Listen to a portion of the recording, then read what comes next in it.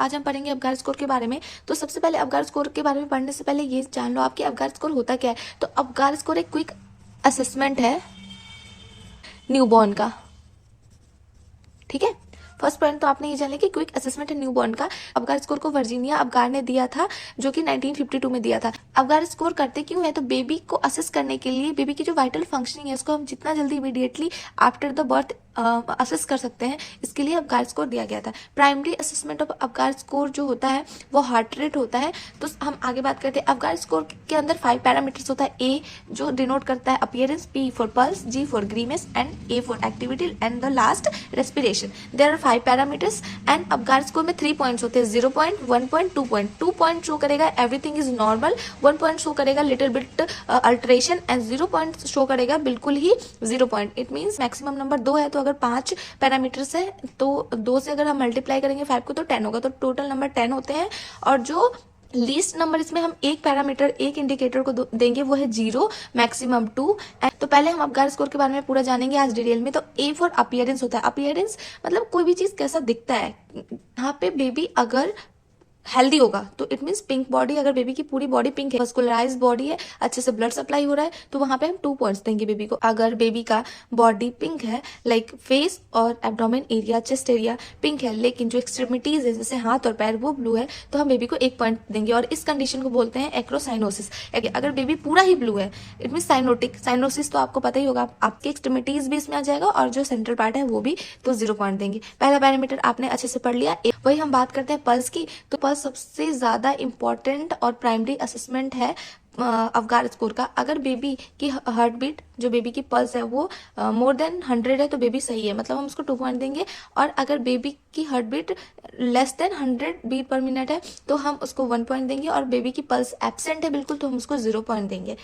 Third one ग्रीमेस मतलब reflex irritability. इसको आप ऐसे याद कर सकते हो कि किसी को इरिटेट करना, किसी को उंगली करना, लाइक मतलब किसी को हम पोक करते हैं। तो अगर बेबी को हम स्टिमुलेशन देते हैं, लाइक कोई भी स्टिमुलेट करते हैं, तो अगर वो अच्छे से रिस्पॉन्स कर रहा है, लाइक स्नीजिंग कर रहा है, क्राइंग कर रहा है, अपने आप को पुलिंग अवे कर रहा है, जब हम उसको स्टिमुलेट कर रहे हैं, तो इसका मतलब वो बेबी बिल्कुल सही है, उसकी जो रिफ्लेक्स इरिटेबिलिटी या ग्रीमेस है वो प्रॉपर है, तो उसको हम 2 पॉइंट प्रोवाइड करेंगे। लेकिन बेबी को अगर हम स्टिमुलेट करें तो थोड़ा बहुत रिस्पॉन्स दे रहा है तो उसमें हम 1 पॉइंट उसको प्रेफर करेंगे। एंड अगर बेबी बिल्कुल ही फ्लॉपी है, कोई रिस्पॉन्ड ही नहीं कर रहा है, तो उसको हम 0 पॉइंट प्रोवाइड करेंगे। नॉर्थ में ऐसे क्वेश्चंस आते हैं, ऐसा क्वेश्चन लिख के आ जाएगा कि बेबी फ्लॉपी है, मतलब 2-3 पैरामीटर्स होंगे और एक पैरामीटर उसमें फ्लॉपी या लिम्प भी प्रोवाइड किया गया होगा, तो आपको ये पता होना चाहिए कि फ्लॉपी और लिम्प के 0 पॉइंट होते हैं, जो कि हम ग्रीमेस में पढ़ते हैं। जो हमारा इंडिकेटर है वो activity. Activity it means muscle tone, baby की मसल टोन कैसी है। तो अगर वो अच्छे से मोशन कर रहा है, हाथ पैर अच्छे से मतलब फ्लैक्स कर रहा है, एक्सटेंड कर रहा है, तो बेबी मतलब एक्टिव मोशन में है। अगर बेबी के सिर्फ आर्म और लेग फ्लैक्स हो रहे हैं, सिर्फ हाथ पैर ही फ्लैक्स कर पा रहा है, तो उसको हम 1 पॉइंट प्रोवाइड करेंगे। अगर बेबी कोई मूवमेंट ही नहीं कर रहा है, एकदम फ्लैसिड है, तो इसमें भी एक पैरामीटर आपको मिल गया कि ये फ्लैसिड। फ्लैसिड मतलब कोई भी मूवमेंट नहीं देखने को, एक्टिविटी नहीं शो कर रहा है बेबी, तो उसकी इट मीन्स कि इसका मसल टोन सही नहीं है, तो उसमें हम 0 पॉइंट प्रोवाइड करेंगे। And last respiration. रेस्पिरेशन की बात करें तो अगर बेबी अच्छे से क्राई कर रहा है, विग्रस क्राई कर रहा है, स्ट्रॉन्ग क्राई कर रहा है, जोर से रो रहा है, तो वो बेबी हेल्दी है, प्रॉपर उसका असेसमेंट मतलब वो सही है, तो उसको 2 पॉइंट प्रोवाइड करेंगे। लेकिन वीक और स्लो अगर बेबी रो रहा है तो उसको हम 1 मार्क्स प्रोवाइड करते हैं। और अगर रो ही नहीं रहा है, बिल्कुल ही नहीं रो रहा है, तो 0 पॉइंट प्रोवाइड करेंगे। बेबी मतलब ठीक नहीं है, वो ब्रीथ नहीं कर पा रहा है। वीक और स्लो को इरेगुलर से भी हम इंडिकेट करते हैं। तो आपको पता ही है कि रेस्पिरेशन, बेबी जब जन्म लेता है और वो क्राई करता है तो उसके लंग्स एक्सपेंड होते हैं, क्योंकि जब वो वूम में होता है तो मदर के द्वारा उसका गैस एक्सचेंज होता है। लेकिन बेबी अगर रोएगा नहीं, इट मीन्स वो रेस्पिरेशन नहीं कर पा रहा है, तो बेबी का रोना बहुत नीडेड होता है। और आपने सुना होगा कि मतलब हॉस्पिटल में भी अगर बेबी रोता नहीं तो उसको हम स्टिमुलेट करते हैं, उसके बैक पे टैप करते हैं, या कुछ केसेस ऐसे भी आते हैं जब अवगार स्कोर नॉर्मल नहीं आता है तो हमें बेबी को वेंटिलेट भी करना पड़ता है या उसको CPR भी प्रोवाइड करनी पड़ती है।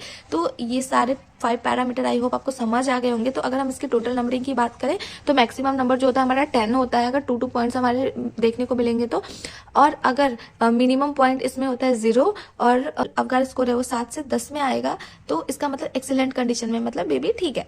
अगर 4 से 6 में आएगा तो थोड़ा सा डिप्रेस्ड है, तो ये कंडीशन सबसे ज़्यादा इंपॉर्टेंट होती है। क्यों? क्योंकि बेबी अगर हमें मॉडरेटली डिप्रेस देखने को मिल रहा है तो यहाँ से हम बच्चे को इधर लाने का पूरा कोशिश करते हैं, ना कि इधर। अगर बेबी पे आप ध्यान नहीं दोगे ना तो बेबी डाउन चला जाएगा। इसीलिए हम ये वाला जो कंडीशन होता है इसमें हमें असेसमेंट करना होता है, बेबी पे बहुत ध्यान देना होता है ताकि हम बेबी को इस कंडीशन में लेके आए, ना कि इधर जाने से हमें रोकना है। इंपॉर्टेंट बात मैं आपको बता दूं कि अबगार स्कोर जन्म के 1 मिनट बाद चेक किया जाता है और फिर 5 मिनट बाद चेक किया जाता है। अगर कोई प्रॉब्लम देखने को मिल रही है बच्चे में, जैसे कि अगर उसका अबगार स्कोर एक्सीलेंट नहीं है, मॉडरेटली डिप्रेस्ड है, तो फिर मैंने ये लाइन लिखा है, आप इसको समझो। If any problem after 5 minute again means 10 minute में फिर से हम अबगार स्कोर चेक करेंगे। पहला हमने अबगार स्कोर 1 मिनट में चेक किया, फिर हमें कोई लगा कि मतलब इधर एबनॉर्मलिटी कुछ हो रही है तो 5 मिनट में हमने अबगार स्कोर चेक किया, ठीक है। दूसरा, फिर अगर तब भी हमें लग रहा है कि बेबी सही नहीं है तो फिर अगले 5 मिनट में हम अबगार स्कोर